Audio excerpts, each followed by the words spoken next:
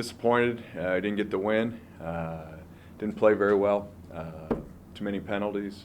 Didn't finish drives on offense. Didn't finish at the ball like we're capable of doing, and then we didn't finish forward on special teams. And if you're not going to do those in those three phases, you're not going to win the game. Give Dayton credit; they're a good football team. They got the W, and we watched the film yesterday, and we're going to learn from the mistakes. We're going to move on. Today is a new day, and today starts off with academics. Everyone's taking care of their classwork, and we're going to start off game week with a great day here on Monday. Coach, I know you just kind of followed up and the penalties and the turnovers and just mistakes that, a year ago when you got on that streak at the end of the year, that of course was not a common theme for that reason. Maybe outside of those, or maybe those are the areas you focus at, what was just the most disappointing thing when you went back and you watched the film and graded it? When you look at it, penalties, obviously. We're a team that have cut our penalties in half. Wasn't the case on Saturday.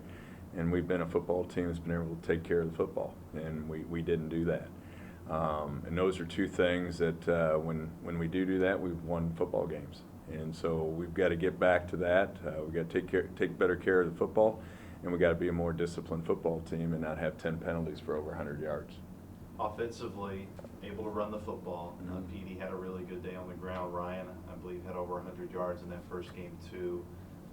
The game, you have a size advantage. You hope that, of course, those are the results that you want to get. What can you guys do to continue to add on to that and to build off of what you were able to do last week?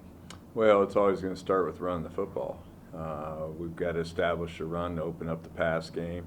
At times we look like we've improved in our pass game, but we've got to be more consistent with that. We've got to feel really good about our running backs. Petey jumped in there, did a heck of a job. We had some other guys that came in there and did a nice job. But that's how it's going to go until one guy emerges. So we've got good running backs. We feel like we've got a really, really good offensive line, and we're going to establish the run as we get into our pass game. You mentioned some of those younger guys like a Chris Childers, who's really got a good physical build to himself and showed his physicality. And we saw Nick Sims for the first time at times too. Just in looking at those two guys outside of Petey, what did you like when you saw from them, especially Nick, for someone who's really been nicked up with injuries through fall camp, and he's been trying to get healthy? Well, they've both been waiting their opportunity, and they got one. They got it on Saturday, and they got to be ready. And they got to be more ready this week, and then a week after that. And that's on them. That's holding themselves accountable. That goes for this whole team, holding each other accountable. Because when your opportunity comes, you better make the most of it. And I thought those guys did a fine job, but they got to pick it up and have an even better job next week. The frustrations of the lack of consistency, as you mentioned, when you start off the game, you have 10 plays, 81 yards down the field, you get up 7-0, and then you're not able to get another touchdown until that last drive there right before halftime. What do you think leads to that inconsistency, and what you guys as a staff are working on with your group this week? Well, I think when you're playing all 11, and everyone's on the same page, you have one guy not stay on a block or misread, misroute. One guy can be a play stopper, and it can kill a drive. And when you're watching us that first drive, you saw some consistency. Then we hit a lull. But there's a lot that goes involved. Maybe it's protection, maybe it's a route being run, maybe it's this, maybe it's a penalty. And that's what killed us. And when I say us, it was us doing it.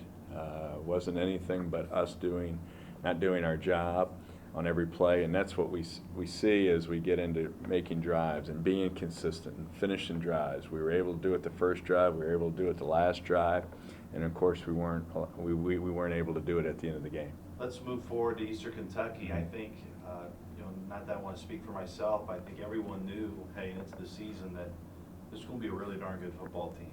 And they beat Valparaiso in their first matchup. They got beaten by Louisville last week, but preseason pick to finish third in the league. What impresses you most about this Eastern Kentucky team that's coming in this weekend? Well, they're well coached. I've known Coach Elder for a long time. I've worked with their defensive coordinator, Coach Maddox. I got a tremendous amount of respect for Coach Maddox. When you watch them on defense, they're physical up front, very talented up front. Linebackers fly around.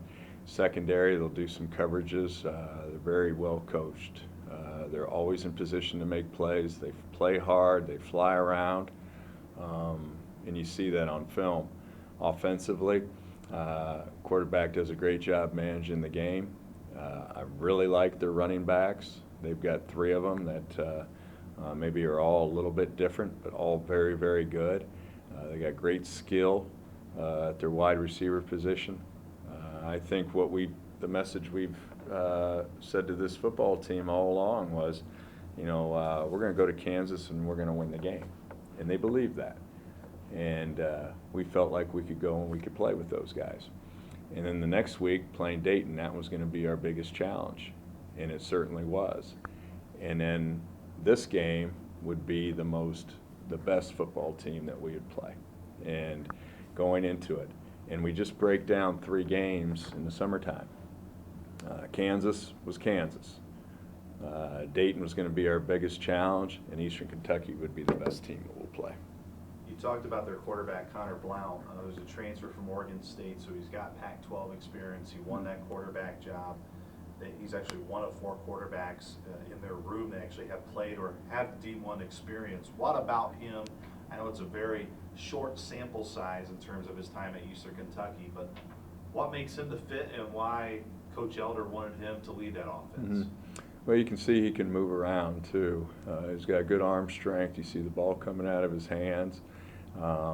He's directing traffic. You can see he's a competitor out there, but he's done a fine job in leading this team. Defensively, you mentioned their effort. In terms of just defensive teams you've seen, they were second in the Ohio Valley last year in terms of scoring defense. They were in total defense as well. It helps when you got guys on the Buck Buchanan watch list, which we do as well, and Jonas Griffith, they do as well, and Aaron Patrick.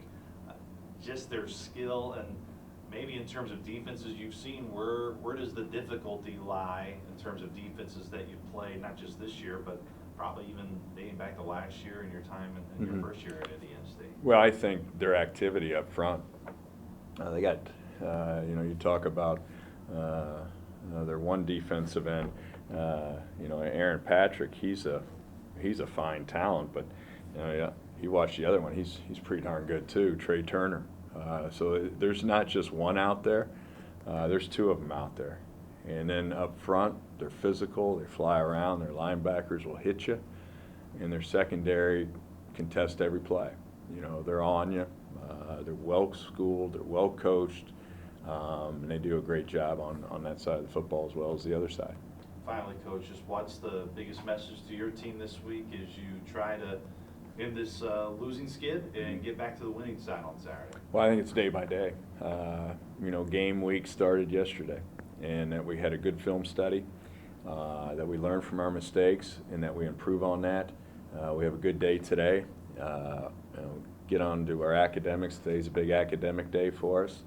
And then as we move into the week, that we take it day by day and have a great game week. We have a great game week, we'll be fine. We'll have a good game whether we win or lose, but we'll have a chance. If you have a good game week, it gives you a chance to win. Doesn't guarantee a win, but it gives you a chance. And we got to take it day by day.